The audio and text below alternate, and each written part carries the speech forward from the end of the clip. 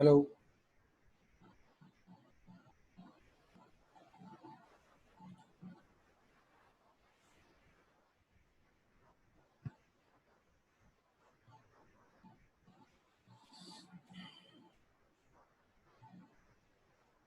Hello, आवाज आ रही है आप लोगों को? हाँ सर, आ रही है। Okay.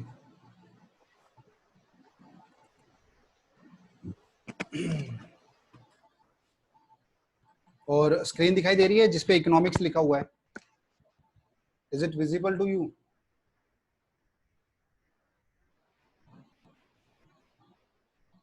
Okay, just a minute. एक फाइल जो है अब मैं इसके अंदर डाल रहा हूँ और अच्छे से समझ में आए उसके लिए पता है अब कई चीजें जो हैं मैंने थोड़ी मैनेज की हैं।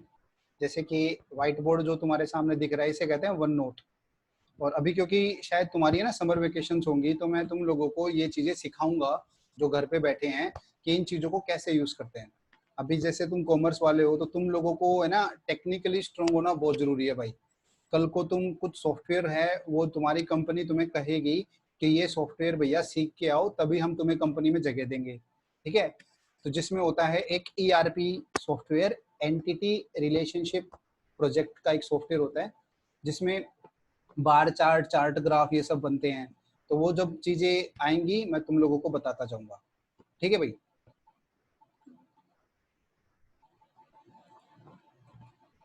बाकी इतने दिन से क्या किया है एक बार जब तक थोड़ा बातचीत हो जाए, कर क्या रहे थे तुम लोग मुझे बताओ तो सही।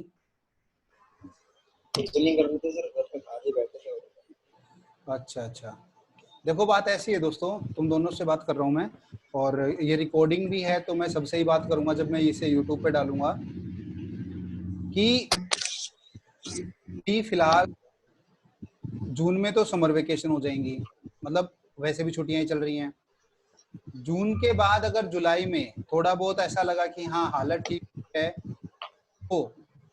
तो स्कूल खुलेंगे। अदरवाइज गवर्नमेंट है ना एजुकेशन की तरफ बिल्कुल ध्यान नहीं देने वाली। ठीक है। तो ये है सच्चाई कि भाई इस साल के एंड तक दवाई भी बन जाएगी इस वायरस की। लेकिन जब तक दवाई बनेगी एक पूरा साल जो है वो खराब हो चुका होगा।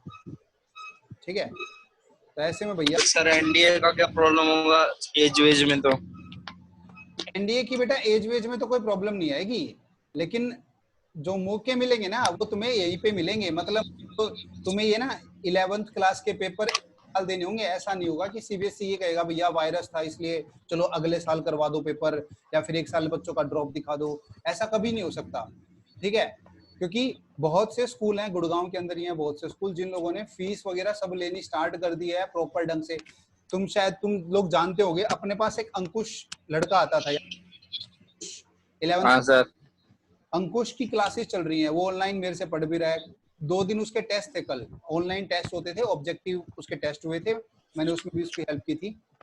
तो ज्ञानदीप को छोड़ दें और छोटे मोटे स्कूलों को छोड़ दें तो जो बड़े बड़े स्कूल है ना उन्होंने अपना बिल्कुल प्लेटफॉर्म ऑनलाइन लेके आ चुके हैं। ठीक है। मैंने भी गूगल मीट कल कल से फ्री हो गया है गूगल मीट, उस पर भी हम ट्राई करेंगे। जूम के अलावा उस पर भी हम देखेंगे क्या वो क्या क्या नहीं। अब ये बताओ जो स्क्रीन पे मैं स्क्रॉल कर रहा हूँ तुम्हें पीडीएफ फाइल नजर आ रही है? यस दिख रही सर। है सर। ओके। तो देखो अब मैं है ना एक्चुअली ये ऊपर तुम्हें लिखा होगा इकोनॉमिक्स वन नोट। ये आज की क्लास है इकोनॉमिक्स फ्राइडे मई 29। ठीक है। अब ये जो सॉफ्टवेयर मैंने डाला है या फिर खरीदा है इसमें क्या है, हम इस स्क्रीन को एज ए बोर्ड भी यूज कर सकते हैं और जो चीजें बुक के अंदर है हम उसको भी देख सकते हैं। तो इकोनॉमिक्स में अभी जो हमारा फर्स्ट चैप्टर था, अगर आपको थोड़ा बहुत याद आया हो, इकोनॉमिक्स में हमारा फर्स्ट चैप्टर था इंट्रोडक्शन टू इकोनॉमिक्स। ठीक है। Introduction to economics. तो यार ये दोबारा हूँ या सेकंड चैप्टर पे जाऊं? हाँ जी, मैं जो लिख रहा हूँ वो दिखाई दे रहा है और सुनाई दे रहा है अच्छे से? Yes sir. Okay guys. तो इंट्रोडक्शन टू इकोनॉमिक्स जो था वो हमारा फर्स्ट चैप्टर था।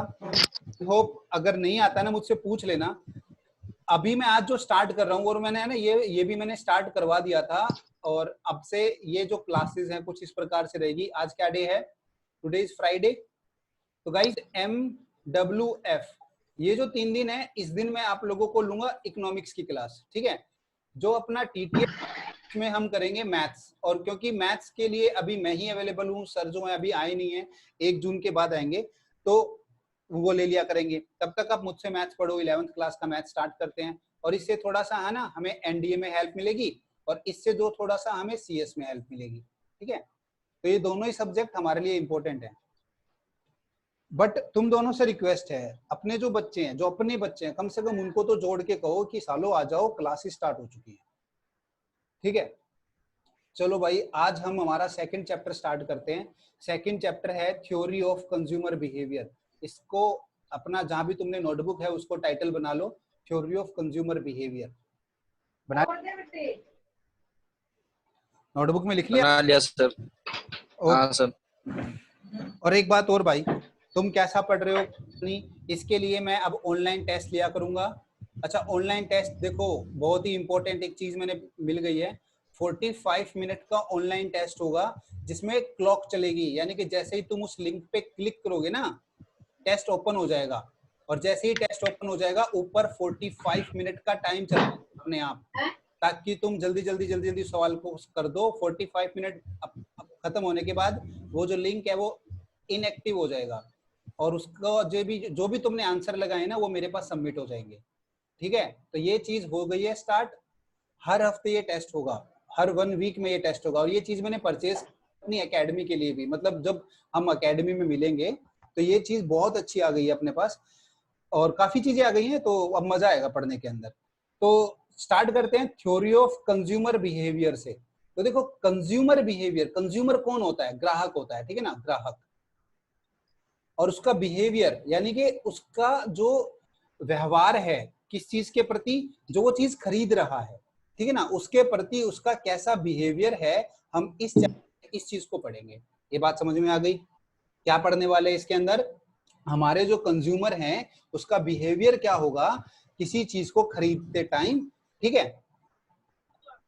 तो इस चीज को देखो भैया, हम किस चीज से डिनोट करते हैं। इस चैप्टर के अंदर जो मेन हमारे पास 2 थ्योरी आएंगी। पहली जो थ्योरी है वो है यूटिलिटी थ्योरी। ठीक है बेटा, यूटिलिटी थ्योरी। और जो दूसरी थ्योरी है इसी को हम कहते हैं कार्डिनल यूटिलिटी थ्योरी, और जो दूसरी थ्योरी आएगी वो आएगी ऑर्डिनल यूटिलिटी थ्योरी। ये जो 2 थ्योरी है बेटा, इसको इंपॉर्टेंट मार्क कर लो। ये 2 थ्योरी इस चैप्टर के अंदर हम पढ़ेंगे, और ये बहुत इंपॉर्टेंट है। 5 मार्क्स के अंदर आपके पेपरों के अंदर पूछी जाएगी कि explain utility theory, explain ordinal utility theory. ये 2 थ्योरी हैं बस इस चैप्टर के अंदर। इसके अलावा इस चैप्टर के अंदर क्या, इसके अंदर हम पढ़ेंगे कंज्यूमर कोई चीज जो डिमांड कर रहा है। जैसे कि मान लो भैया मैं केले बेचने वाला हूं, और मैं किसी गली में केले बेचने, तो अलग अलग घर जो है ना अलग अलग डिमांड करेंगे। किसी के घर की फैमिली बड़ी होगी तो वो 2 दर्जन केले खरीदेगा, किसी के घर में सिर्फ मेरे जैसे अकेला रहता होगा बंदा, वो 6 केले खरीदेगा। तो जो डिमांड वो कर रहे हैं, वो डिमांड किस किस फैक्टर पे डिपेंड करती है वो भी हम पढ़ेंगे। जैसे कि मान लो मेरी सैलरी बहुत ज्यादा है, ठीक है, तो जितनी ज्यादा सैलरी होगी उतनी ज्यादा मेरी डिमांड होगी। तो डिमांड जो है वो डायरेक्टली प्रोपोर्शनल होती है इनकम के। ठीक है, और जितना ज्यादा केलों का प्राइस बढ़ेगा, तुम खुद सोचो, जितना ज्यादा प्राइस बढ़ेगा उतनी ज्यादा डिमांड कम हो जाएगी। तो ये सारी चीजें भी हम इस चैप्टर के अंदर पढ़ेंगे। बात समझ में आ रही है? बातें समझ में आ रही हैं? Yes sir.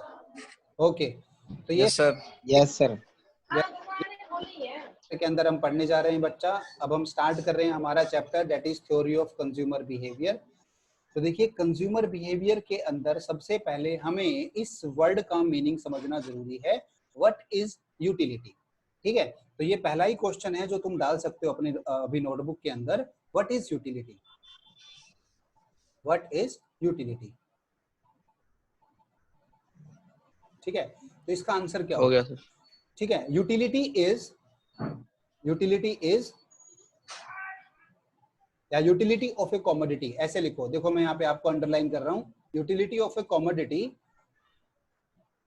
Is the satisfying capacity, is its satisfying capacity. Utility of a commodity is its satisfying capacity। कहने का मतलब क्या है कहने का मतलब है अगर कोई चीज मैं खरीद रहा हूं तो वो मेरे को कितना सेटिस्फाई करेगी, ठीक है ना, कितना। भाई देखो इंद्रजीत का एग्जांपल लेते हैं। सेटिस्फेक्शन पे डिपेंड होता है ये सब। हाँ, इंद्रजीत का एग्जांपल लेते हैं। अब टेक्निकल गुरुजी देखा ही होगा आप लोगों ने, जो अलग अलग फोन की अनबॉक्सिंग करता है, आपने देखा होगा ना। कभी वो आईफोन ले आता है, कभी कोई सा फोन ले आता है।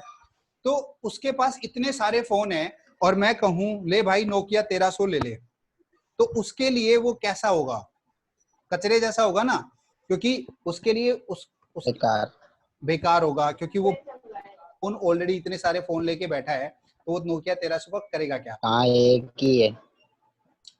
उसके लिए हो गया ठीक है ना, क्लिटी वाला हो गया।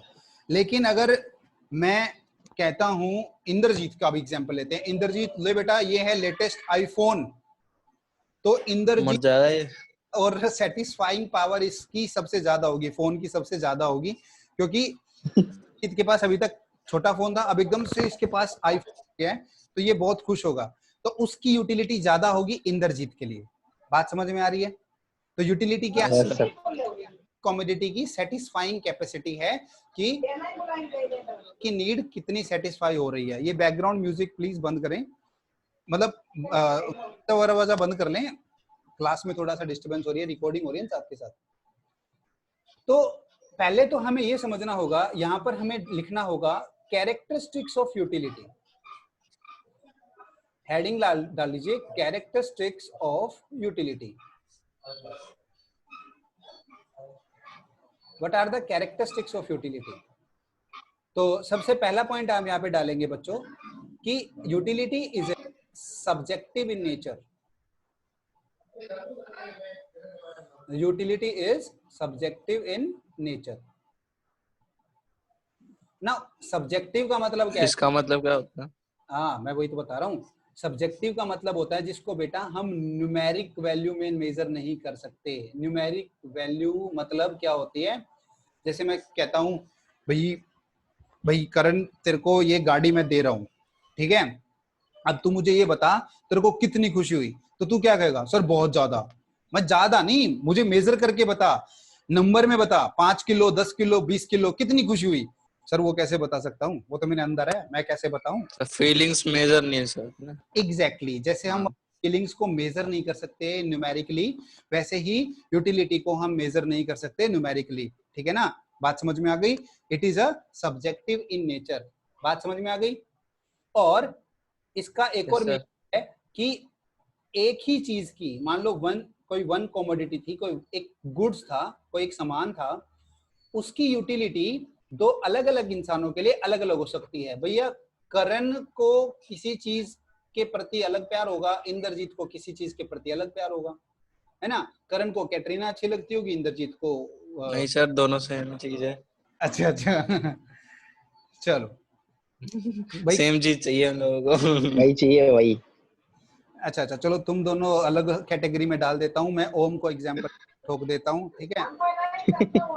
ओम को स्कूटी अच्छी लगती है, करण और इंद्रजीत को हायाबुसा अच्छी लगती है, ठीक है। तो किसी के लिए जो यूटिलिटी है वो अलग अलग हो सकती है पर्टिकुलर इंसानों के लिए। बात समझ में आ गई। तो दो कैरेक्टरिस्टिक्स हो गए। पहला कि इसको कहेंगे, इसको न्यूमेरिक वैल्यू में मेजर नहीं कर सकते। दूसरा, किसी एक सामान के लिए दो अलग अलग लोगों में अलग अलग यूटिलिटी हो सकती है।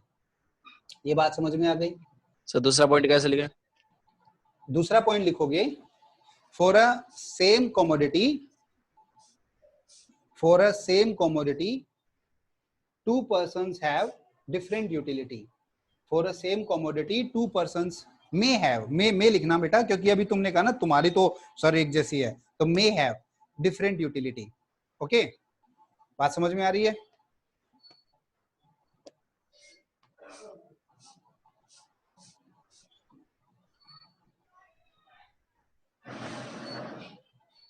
आगे चलें। Yes sir. थर्ड कैरेक्टरिस्टिक, चलो। Utility can be change by time and place. बिल्कुल सही बात है भाई। तुमने ले ली कार, चलो मान ली सर ले ली कार, ठीक है। अब कार को तुम अच्छे रोड पे चला रहे हो, गुड़गांव के रोड पे चला रहे हो, मजा आ रहा है, अच्छी यूटिलिटी है उसकी।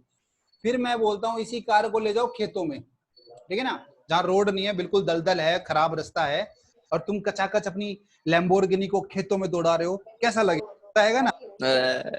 वहां होम की तरह। लैम्बोर्गिनी की यूटिलिटी ज्यादा या ट्रैक्टर की यूटिलिटी ज्यादा? ट्रैक्टर। Obviously tractor. जैसे ही तुमने प्लेस बदला, जैसे ही तुमने क्या बदला, प्लेस बदला, यूटिलिटी चेंज हो गई। उसी प्रकार से टाइम की भी, टाइम की वजह से भी यूटिलिटी चेंज होती है। टाइम की वजह से कैसे? जैसे आज से अगर मैं 20 साल पहले की बात करूं तो हमारे पास थे, या 20 नहीं 10 ही साल ले लो, हमारे पास थे वो टाइप, वो जो टच पैड वाले जो होते थे, जो जिसमें हमारे वो होते थे ना 1 2 3 फोन, याद है? जो हमारे पास फोन होते थे वो पहले नोकिया 1300 जैसे, जिसके अंदर कीपैड होता था। बेसिकली मैं कीपैड बोलना चाहता था। तब उस टाइम के आईफोन थे वो उस टाइम के आईफोन थे, जिन भी होता था ना, ऐसा कहते थे अरे भाई क्या फोन है, ठीक है ना। धीरे धीरे फिर उनकी यूटिलिटी खत्म हुई, हमारे पास आ गए स्मार्टफोन, एंड्रॉइड आया, और धीरे धीरे फिर एंड्रॉइड के अंदर भी है ना, जो लोवेस्ट एंड्रॉइड फोन थे, जिनकी रैम कम होती थी, स्टोरेज कम होती थी, उनकी यूटिलिटी भी कम होती चली गई, और आज हम 6 GB 7 GB को भी बहुत कम मानते हैं। बात समझ रहे हो? तो यूटिलिटी जो है वो टाइम और प्लेस के साथ चेंज हो सकती है। ये आपके 3 जो पॉइंट है, समझ में आ गए सबको? Yes sir. ठीक है, यस सर। Very good. तो ये तीनों पॉइंट कैरेक्टरिस्टिक्स के अंदर लिखे जाएंगे यूटिलिटी के। अब इसके बाद जब एक बार आपको यूटिलिटी समझ में आ गया है, तो अब इस यूटिलिटी को मेजर कैसे किया जाए, इसके ऊपर हम आते हैं। अभी मैंने ऊपर एक बात बोली थी, यूटिलिटी को हम न्यूमेरिक वैल्यू में मेजर नहीं कर सकते ना, लेकिन नहीं सर। हम 2 थ्योरम का यूज करके कोशिश करते हैं कि लगभग न्यूमेरिक्स लगे। तो पहली थ्योरम है, देखो यहाँ पे क्या लिखा हुआ है, कार्डिनल यूटिलिटी एनालिसिस। ये यहाँ से इंपॉर्टेंट चीज स्टार्ट हो रही है बच्चों, कार्डिनल यूटिलिटी एनालिसिस, ठीक है। केले तो कार्डिनल यूटिलिटी के अंदर, इसके अंदर हम देखो एजम्पशन कुछ करेंगे, पहले एज्यूम करेंगे, एजम्पशंस, ठीक है। क्या क्या एज्यूम करेंगे, तो हम टॉपिक हमारा भैया स्टार्ट हो चुका है, कार्डिनल यूटिलिटी एनालिसिस। मैं इसको एक बार अपना बोर्ड को साफ कर दूं।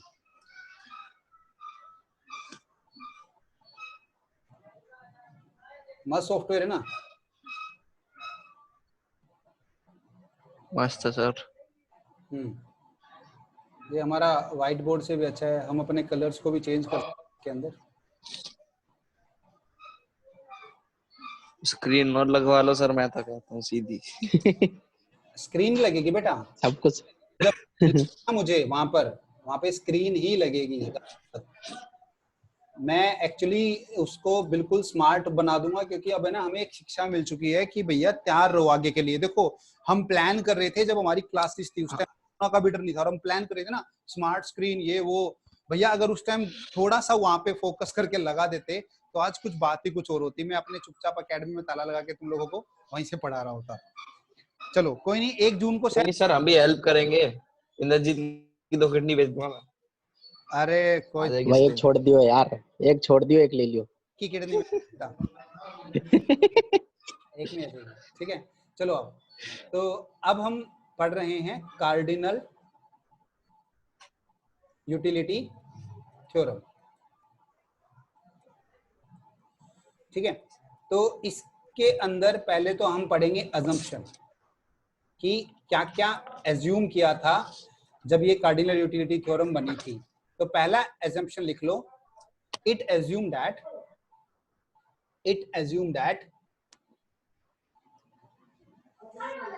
can be expressed. It assumed that utility can. क्या? It assumed that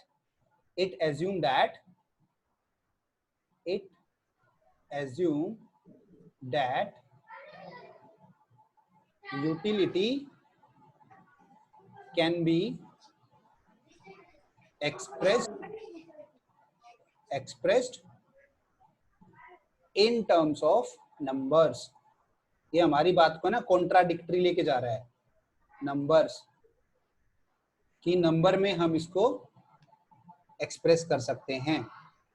ठीक है, ये इसने पहली बात बोली। ठीक है, हाँ सर। हाँ कोई भी नंबर हो सकता है, जैसे कि भैया इंद्रजीत एक शर्ट लेके आया, बढ़िया सी शर्ट गुच्ची की लेके आ गया, तो उसके लिए स्टार्ट उसकी यूटिलिटी बहुत ज्यादा थी, तो उसको मैंने नंबर बोल दिया कि भैया उसकी यूटिलिटी 500। ठीक है ना, यूटिलिटी कितनी थी 500। लेकिन टाइम गुच्ची की बेइज्जती कर रहे हो आप तो। अच्छा गुच्ची है, अरे लोकल गुच्ची बेटा, समझा करो। अच्छा। ठीक है, तो उसकी यूटिलिटी 500 थी, लेकिन जैसे जैसे टाइम जाएगा, जैसे जैसे ईयर बीतते जाएंगे, उस शर्ट की यूटिलिटी कम होती चली जाएगी। बातें समझ में आ रही है? तो इसके अंदर हम दो चीजें लेंगे, एक होगा टोटल यूटिलिटी और एक होगा मार्जिनल यूटिलिटी। इन दोनों वर्ड्स का मीनिंग मैं समझाऊंगा अभी, इन दोनों को लिख लीजिए। इसके अंदर होती हैं, एक होती है टोटल यूटिलिटी और एक होती है मार्जिनल यूटिलिटी। बातें समझ में आ रही हैं?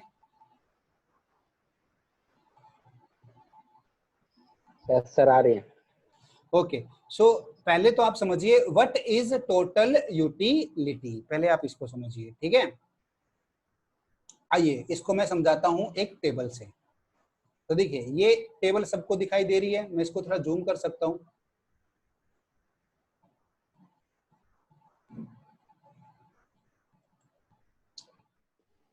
जूम जूम जूम, दिख रही है? हाँ जी बच्चों, दिख रही है? तो टेबल दिख रही है, टेबल? हाँ सर दिख रही है, हाँ दिख रही है। तो इस टेबल के अंदर देखो, अब कोई चीज लेके चलते हैं, कोई बढ़िया सी चीज लेके चलते हैं। फ्रूट्स में जैसे आजकल मैंगो चल रहे हैं, ठीक है ना, मैंगो को छोड़ो, ऐसे समझो कि करण को लगी हुई है भूख। ठीक है, करण को लगी हुई है भूख और वो गया एक शादी के अंदर। केले खाएगा। ठीक है, तो उसने क्या किया, जब पहले पहले जब वो गया, ठीक है ना, जब वो गया तो वहां पर उसने देखा भैया कुछ फ्रूट चैट लगे हुए हैं, आइसक्रीम लगी हुई है, चाउमीन लगी हुई है, काफी चीजें लगी हुई हैं, और उसको इतनी भूख लगी थी कि पहली कोई भी जब चीज उसने खाई तो उसकी जो भूख मरी वो 12 यूनिट मर गई, यानी कि उसको सेटिस्फेक्शन कितनी मिली, 12 की। ठीक है बेटा, 12 की सेटिस्फेक्शन मिल गई। ओके, पहली चीज खाने से, ये था पहली चीज खाने से, मैं इधर लिख देता हूं, जब उसने पहली चीज खाई तो 12 की सेटिस्फेक्शन उसको मिल गई। फिर उसके बाद जब उसकी भूख थोड़ी सी कम हो गई, थोड़ी सी क्या हो गई, कम हो गई, तो उसने दूसरी चीज खाई। ठीक है, तब उसको टोटल, मैं ये टोटल की बात कर रहा हूं, टोटल सेटिस्फेक्शन हो गई 18 की। पहले में 12 की हुई थी, दूसरे में उसको कितने की हुई, दूसरे में उसको हुई 18 माइनस 12 कितना, 6। तीसरा, जब तीसरा उसने कुछ खाया तो उसकी टोटल सेटिस्फेक्शन 22 पे पहुंच गई, लेकिन तीसरे की वजह से कितनी हुई, 22 माइनस 18 4। फिर उसके बाद कोई चौथी चीज खाई, उसकी टोटल सेटिस्फेक्शन 24 पे पहुंच गई, 24 में से 22 गया 2। फिर उसने सर ऐसे भी समझ सकते हैं, जितनी रोटी खाते जाओगे उतना मतलब पेट बढ़ता जाएगा, तो वो कम होता जा रहा है मार्क्स में। बिल्कुल वैसा ही समझाया था मैंने पिछली बार, इस बार एक नया एग्जांपल शादी का लिया है।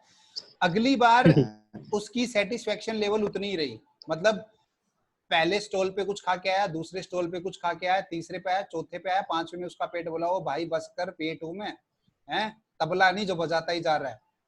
फट जाऊंगा।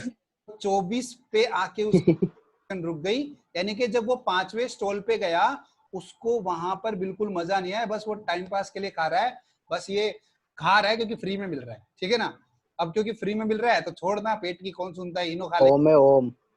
ठीक है, तो वो छठे स्टॉल पे भी पहुंच गया। ओम है ओम।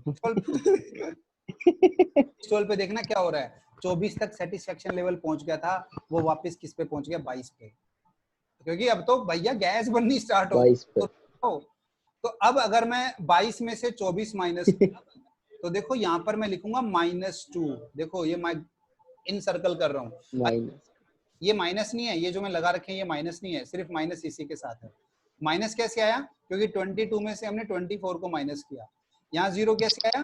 24 में से 24 माइनस किया। यहाँ 2 कैसे आया? 24 में से 20। इनो का लेवल आ गया सीधे। यस, अब ये इनो का लेवल आ गया। और इसके बाद भी अगर तुम कोई स्टॉल पकड़ोगे तो भैया इनो नहीं, वहां पे लूज मोशन भी हो जाएंगे और बिना खम्मे भागना पड़ेगा। तो अब मैं वो हम पकड़ेगा फिर स्कूटरी लेकर भागेगा। हाँ, अब मैं आपको दो बातें समझा रहा था, एक था टोटल यूटिलिटी और एक थी मार्जिनल यूटिलिटी। टोटल यूटिलिटी कैसे आती है? सम करके, मतलब जो जो चीजें तुम खाते जा रहे थे उनका सम कर दोगे तो आ जाएगी टोटल यूटिलिटी। मार्जिनल यूटिलिटी कैसे आती है? वो आती है दो का डिफरेंस लेके, यानी कि जब तुमने दूसरा स्टॉल पे गए माइनस पहला स्टॉल, तुम तीसरे स्टॉल पे गए minus second stall, fourth stall पे गए minus third stall, fifth stall पे गए माइनस फोर्थ स्टॉल, यानी कि दो कॉन्जिक्यूटिव नंबर्स की डिफरेंस से आती है मार्जिनल यूटिलिटी। या फिर तुम इस प्रकार से भी समझो कि जब तुम किसी कमोडिटी को एक और यूनिट खरीदते हो, जो यूटिलिटी आती है वो मार्जिनल यूटिलिटी कहलाती है। फिर उसके बाद जब तुम एक और खरीदते हो तो अगली क्या हो जाएगी? Marginal utility. तो दोनों समझ में आ गई? क्या ये बातें समझ? टोटल यूटिलिटी क्या होती है? It is the sum of all utilities. तो हम टोटल यूटिलिटी के बारे में क्या बोलते हैं? Yes sir. The summation of, अच्छा यहाँ पे 0 नहीं आएगा, सॉरी 1 आएगा, क्योंकि 0 की तो कोई यूटिलिटी नहीं, तुमने खरीदा नहीं उससे पहले ही सेटिस्फेक्शन मिल जाएगी। समझ रहे हो ना? वो तो वही बात होगी। Yes sir. क्या कह रहा था? 1 से लेकर n तक, यहाँ जाएगा un। ये बात, ये फॉर्मूला लिखा है, ये समझ में आया? देखो, हाँ सर आ गया। हाँ, टोटल यूटिलिटी हो जाएगी utility for by first plus utility by second plus utility by third और टोटल यूटिलिटी बाय 5। तो ये आ जाएगी टोटल यूटिलिटी। और मार्जिनल यूटिलिटी क्या थी? अगर मान लो मैं कहता हूं मुझे फोर्थ लेवल पे निकालना है, तो total utility at fourth minus total utility at third, तो ये क्या कहलाएगी? Marginal utility at fourth level. ये बातें समझ में आ गई बच्चों? ये फॉर्मूला लिख लेना, टोटल यूटिलिटी का यहाँ लिख रहा हूँ, total utility is equal to summation से लेके un, ठीक है? और मार्जिनल यूटिलिटी होता है TUN माइनस TUN माइनस 1। ये फॉर्मूला में आ गया?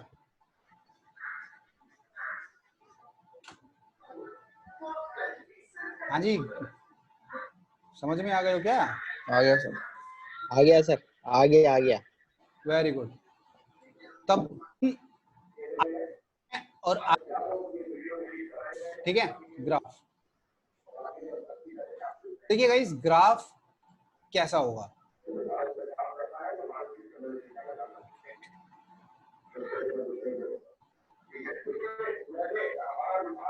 हमारे पास है ना ये सुविधाएं बढ़िया हैं। इतना छोटा? शौकीन हो? तेरे को सब कुछ छोटे पसंद है बेटा। तेरे ही दे दो, आके चुप हो जा वहीं। भैया ये YouTube पे जाएगी।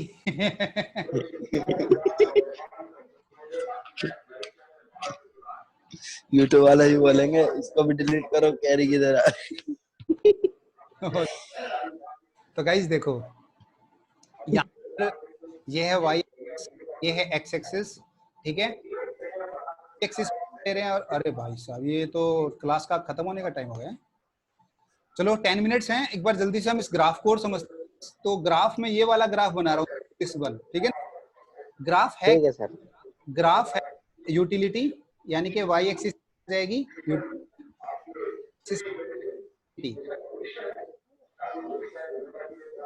ये बैकग्राउंड नॉइस काफी आ रही है। y एक्सिस पे है यूटिलिटी और x एक्सिस पे है क्वांटिटी, यानी कि जो चीजें तुम खरीद रहे हो। तो देखो यहां पर टेबल पे आते हैं वापस, टोटल यूटिलिटी की बात बाद में करेंगे, पहले हम क्वांटिटी की बात करते हैं। क्वांटिटी 1 से स्टार्ट होती है और 6 पे जाती है, ठीक है ना। तो क्वांटिटी जो है वो यहाँ 1 से स्टार्ट होती है, 1 2 3 4 5 एंड 6 तक जाती है, ठीक है। और यहाँ पर क्या थी, टोटल यूटिलिटी। टोटल यूटिलिटी देखो, टोटल यूटिलिटी में 12 से वो स्टार्ट होती है और 22 तक जाती है। यानी कि अगर मैं ग्राफ बनाऊं तो मैं ऐसा करता हूं, मैं 4-4 यूनिट्स का बना लेता हूं, 4 8 12 16 20 और 24, क्योंकि मैक्सिमम मेरा 24 था तो मैं 24 पे रुक जाऊंगा। और ये क्या था, 1 2 3 4 5 6। चलो कलर थोड़ा चेंज कर लेते हैं, ये वाला ले लेते हैं। तो देखिए मैं अब बात करूं 1 पे, 1 पे मेरी यूटिलिटी कितनी थी, अब माइक ऑन करके बताओ जल्दी से। 1 पे कितनी थी, 12 थी सर। तो यानी कि मैं 1 के सामने कहाँ पे दूंगा, 12 पे। बात समझ में आ गई? Yes sir. बाद जब मैं उसी चीज को सेकेंड टाइम कंज्यूम करूंगा तो मेरी जो टोटल यूटिलिटी थी वो कितनी हो गई थी, 18। 16 और 20 के बीच में मैं कहीं यहाँ पर गोला बना दूंगा, ठीक है ना। मैंने यहाँ पर गोला बना दिया। थर्ड पे जाके शायद वो हो गई थी 22, याद आया? तो थर्ड पे कितनी हो जाएगी, 22। इधर गोला बना दूंगा, ठीक है, यहाँ पे। और पे हो गई थी 24, है ना, तो यहाँ को दिया। और 5 पे भी वो 24 ही रही थी, तो इसके बराबर ही आएगा। और 6 पे वो 22 हो गई थी अगेन, तो वो नीचे चला जाएगा। तो जो ग्राफ बना वो इस प्रकार का बना, ऐसे सर्विकल। समझ में आया? यानी कि तो टोटल यूटिलिटी बढ़ती चली गई, बढ़ती चली गई, एक स्टेज पर आकर वो कांस्टेंट हो गई। जहां वो कांस्टेंट हो जाती है, अरे कहां जाएगा, जहां वो कांस्टेंट हो जाती है उस स्टेज को कहते हैं सैचुरेशन पीरियड। इसका नाम लिख लेना, इसे कहते हैं सैचुरेशन पीरियड। सैचुरेशन पीरियड, हाँ जी। और जहां ये डिक्लाइन कर रही है, यहां पर अब ये डिक्लाइन हो गई, तो इसको कहते हैं डिक्लाइन पीरियड। यानी कि डिमांड जो है वो कम हो गई, डिक्लाइन पीरियड। सैचुरेशन पीरियड और डिक्लाइन पीरियड, बात समझ में आ गई? Yes sir. हाँ जी गरीबन, समझ में आ रहा है ना? तो मैं इसको साफ कर देता हूं क्योंकि यस सर। इसी के अंदर मार्जिनल यूटिलिटी दिखानी है। तो मार्जिनल यूटिलिटी कैसी थी वो भी देखो तुम इसी की मदद से। तो जरा 1 पे देखो, 1 पे हमारी मार्जिनल यूटिलिटी कितनी है, जितनी टोटल यूटिलिटी है। ये बात याद, ये क्वेश्चन पूछा भी गया था एक बार। ऐसा कौन सा पॉइंट है जहां पर टोटल यूटिलिटी बराबर होती है मार्जिनल यूटिलिटी के, यानी कि n, हाँ n की वैल्यू क्या होगी, n की वैल्यू 1 होगी। यानी कि जब n 1 होगा तो tu is equal to mu होगा। ये बात समझ में आ गई? तो यहाँ पर देखो, यहाँ पर 1 12 ही होगा। अब मैं ये ब्लैक से बना रहा हूँ, ब्लैक मतलब मार्जिनल यूटिलिटी को शो कर रहे हैं। जब हम 2 पे गए थे तो याद करो 12 में से कितना माइनस हो गया था, ये आ रहा है देखो, 18 में से 12 माइनस हो गया, 18 में से 12, 18 में से 12 किया था। तो सेकंड पे हम आ गए थे 6 पे, ठीक है ना। 6 के बाद किस पे आ गए, 6 के बाद हम आ गए थे बच्चों 4 पे, फिर 2 पे, फिर 0 पे। तो उसके बाद हम थर्ड पे आ गए थे 4 पे, -2, फिर 2 पे, है ना, फिर यहाँ पे तो 0 आ गया था, और फिर उसके बाद तो माइनस में चले गए थे, याद आया? तो इसका ग्राफ कुछ ऐसा जाएगा, ऐसे, ठीक है ना, और इसको काटते हुए चला जाएगा। अब देखो सुनना, सैचुरेशन पीरियड में मैंने क्या बताया, कांस्टेंट हो गया था। जहां वो कांस्टेंट हो जाता है, जहां वो कांस्टेंट हो जाता है इस पॉइंट पे, इसी पॉइंट के सामने मार्जिनल यूटिलिटी 0 हो जाएगी, ठीक है। जहां टोटल यूटिलिटी कांस्टेंट हुआ उसी के सामने मार्जिनल यूटिलिटी क्या हो जाएगी, 0। और जहां डिक्लाइन हो गया वहां पर मार्जिनल यूटिलिटी क्या हो जाएगी, नेगेटिव। देखो अगर मैं इस ग्राफ को नीचे की तरफ बनाता तो पता है ना, यहाँ पे -x होता है, -y, तो यहाँ पे होता -2 होता ना, तो यहाँ पर आ जाता माइनस, ठीक है। तो टोटल यूटिलिटी ऊपर की तरफ जाता है, मार्जिनल यूटिलिटी नीचे की तरफ जाता है। टोटल यूटिलिटी के बारे में एक बात याद रखो, it can not be zero and it can not be negative. ठीक है, ये बात समझ में आ गई? Total utility it can not be zero, it can not be negative. Marginal utility yes it can be zero and it can be negative और positive. बातें समझ में आ गई? Yes sir. पक्का? सर आगे। चलो, तो आज की क्लास हम यहीं तक रखते हैं। टोटल यूटिलिटी और मार्जिनल यूटिलिटी आप लोगों को समझ में आ गई है। मैं क्या आप और अगर आप लोग फ्री हो तो क्या सर? क्या मैं एक क्लास और इवनिंग में ले सकता हूँ इसी चैप्टर की? मतलब मेरा है ना, ले लो सर, ले लो। हाँ, क्योंकि हाँ, ले लेना सर, कोई दिक्कत नहीं। 3 मिनट में ना जूम टेबल खत्म हो जाएगा, फिर मुझे थोड़ा काम और करना है। तो इवनिंग में मैं तो बच्चों को ये बात बता रिकॉर्ड करके अभी यूट्यूब पे डाल देता हूँ। कल हम मिलेंगे। कल ठीक है सर। मैथ, कल थोड़ी सी 2 क्लासेस ले लूंगा मैं। कल 11 बजे आ जाऊंगा सही टाइम पे। आज मैं थोड़ा सा बाहर चला गया था, ठीक है। वहां पे मैं सेक्टर 5 गया था, तो मैं तो बता ही दूं, गुड़गांव में ग्रोफर्स जो है ना अपना सेक्टर 5 पे जो, तो वहाँ टाइम लग गया यार। वहाँ एक एक बंदे को जाने दे रहे थे, ठीक है। तो कल मिलेंगे। कल हम एक और इम्पोर्टेंट टॉपिक है जिसको कहते हैं derivation of demand curve in case of single commodity, और जिसका नाम है law of diminishing marginal utility. ठीक है, इसको हम कल देखेंगे और कल मैथ की क्लास भी होगी। ओके गाइस, कल मजा आएगा। कल मैथ की क्लास भी हम यस सर। और प्लीज आप लोगों से रिक्वेस्ट है यार, देखो कॉमर्स वालों को तो कम से कम जोड़ के रखो, कम से कम 10-12 बच्चे कर लो, ताकि यहाँ पे आपको मजा भी आए पढ़ने में, और थोड़ा सा ये कि अपने जो इन्वेस्टमेंट हम सोच रहे हैं उसके लिए थोड़ा पैसा भी निकल जाए। ठीक है, अभी क्या है ना, एजुकेशन सिस्टम की तो हालत खराब चल रही है भाई। चलो एनीवे, एक हफ्ते के अंदर टेस्ट होगा, और वो टेस्ट कौन से चीजों का होगा वो भी मैं आपको बता दूंगा। फिलहाल ये जो नोट्स जो इधर दिख रहे हैं, ये स्क्रीन अलग है, ये नोट्स जो इधर दिख रही हैं आपके पास, या भेजूं मैं? ये एनसीईआरटी के नोट्स जो हैं, भेज दो सर, भेज दो। चलो भेज दो सर। चलो भेज दूंगा बेटा। चलो ठीक है, फिर कल ठीक है सर। C you tomorrow. ठीक है सर, ठीक है।